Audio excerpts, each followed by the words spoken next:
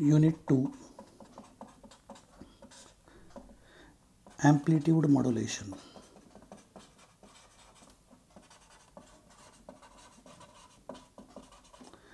Amplitude modulation is a process of superimposition of modulating signal and carrier. If this is modulating signal,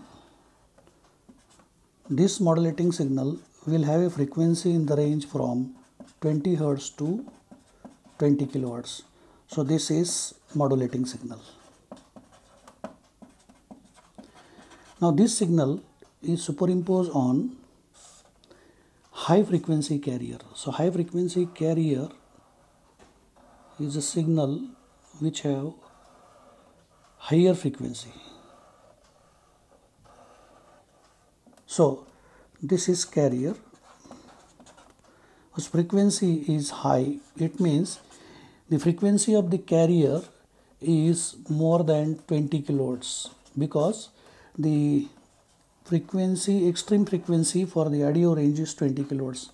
So the carrier frequency should be more than 20 kHz. So if you superimpose these two signals, then we will get a waveform which is amplitude modulated waveform, and the waveform will look like this.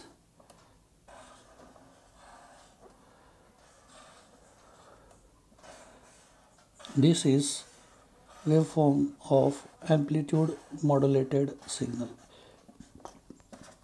Here you see there are two envelopes. This is called as envelope. This is upper sideband USB and this is lower sideband LSB. And what you find inside this envelope is your high frequency carrier. Now if you observe here, you will find that before the modulation, the high frequency carrier, it was having constant amplitude, but when you modulate this